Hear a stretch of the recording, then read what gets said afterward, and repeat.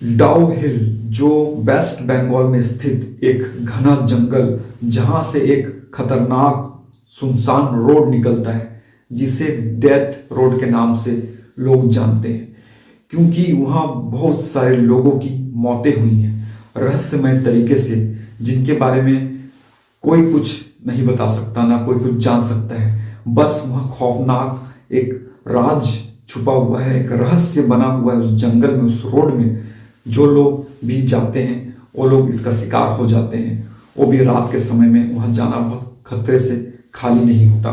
स्थानीय लोगों का भी कहना है कि वहां एक हेडलेस बॉय जिसका सर नहीं होता है वो घूमता है, ऐसा देखा गया है। ऐसा गांव के लोग ऐसा दावा करते हैं, और जो कोई भी उसे देखता है वो मदहोश हो जाता है और वो खो जाता है और उसे कुछ याद नहीं रहता है, और वो जंगल की ओर खींचा चला जाता है और मिसिंग हो जाता है।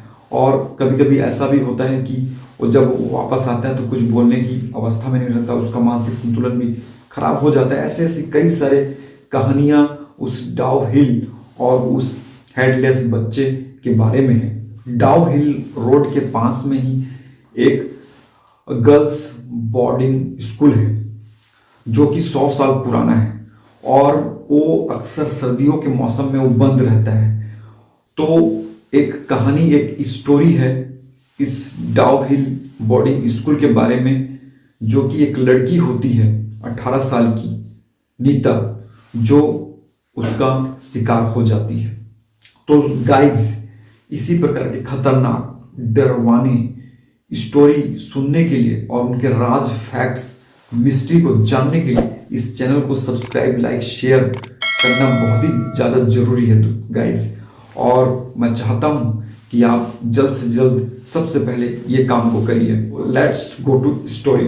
एक समय की बात है, नीता जो पढ़ने के लिए अपने घर से बोर्डिंग स्कूल में उसका एडमिशन हो जाता है, और वो उस स्कूल में पढ़ने के लिए आती है, और पढ़ने के साथ में रहना, खाना पीना सब उसका उस स्कूल में होता चला जाता है।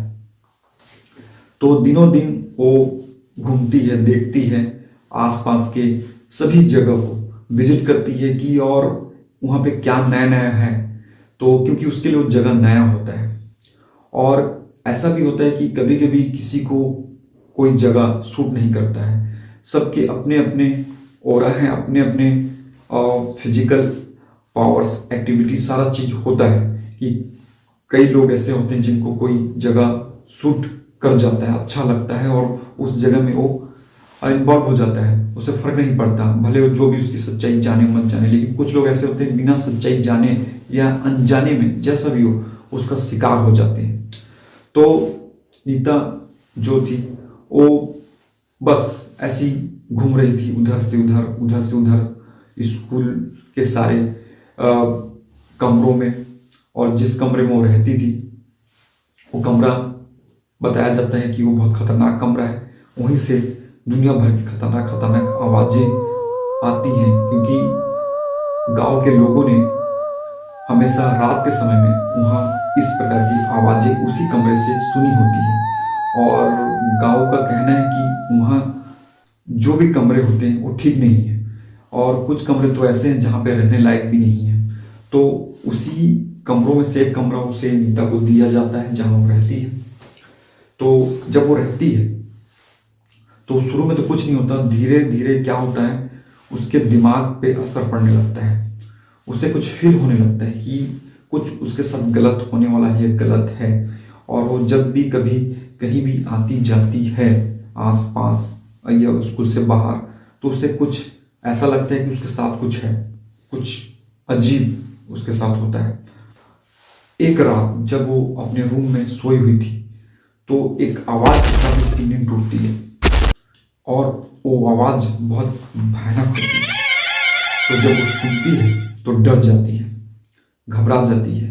उसके कमरे की जो विंडो, खिड़की होती है, उसमें से वो झांक कर बाहर देखती है। जब वो बाहर झांक कर देखती है गाइस, तो उसे एक वही हेडलेस बॉय नजर आता है जो कि उस हॉन्टेड रास्ते से गुजर रहा होता है। तो वो देख कर उसे बहुत ज़्यादा डर जाती है और डर कर वो घबरा जाती है और डर में जाके वो सो जाती है। तो उसके बाद में वो इतना ज़्यादा डर जाती है और पूरी रात वो डर के मारे सो नहीं पाती है, बस कांपते रहती है कि उसने क्या देखा, क्या वो सच था, क्या वो भ्रम था, हकीकत था, क्या था, वो देखती है। और उसके बाद सुबह जब होती है तो वो अपने सभी लोगों को, जो भी उसके आसपास के वहाँ के लोग हैं, उसके जो फ्रेंड्स हो जाते हैं, उनको बताती है।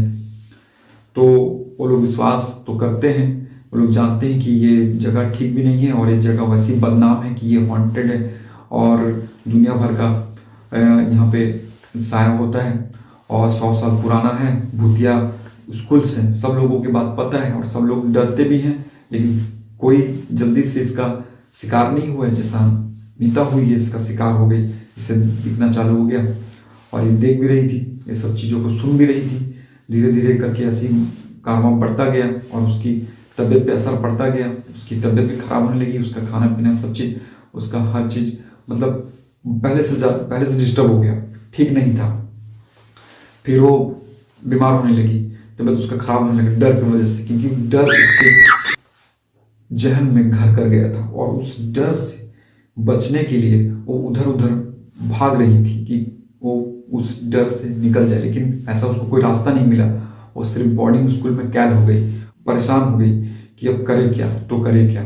फिर उसने अपने पेरेंट्स को फ़ोन किया और कहा कि मेरी तबीयत ठीक नहीं है, मैं यहाँ नहीं पढ़ सकती, नहीं रह सकती, और ज़्यादा दिन मैं यहाँ रहूँ तो शायद पता नहीं मुझे क्या हो जाए, मुझे बचा लो और मुझे लेने आ जाओ, मुझे नहीं पढ़ना है यहाँ पे। तो उसके पेरेंट्स ने जैसे सुना फ़ोन में उसकी बातें हुई, ये सब चीज़ें, तो तुरंत उसे वो लेने आ गए और लेने आने के बाद उसे अपने साथ अपने घर ले गए। और जब उसे अपने साथ अपने घर ले गए तो वहाँ भी उसकी तबीयत ठीक नहीं थी। उसे महीना भर लग गया उस डर, दहशत, खौफ से बाहर निकलने के लिए। तब जाके वो कहीं अपने नॉर्मल लाइफ शेड्यूल स्टेटस में वापस आई। तो गाइज, ये कहानी जो है, ये स्टोरी डाउ हिल की है और ना जाने कितने न कितने ऐसे खतरनाक कहानियां उस डाउ हिल में अभी तक होती होंगी। तो सी यू नेक्स्ट डेडली स्टोरी।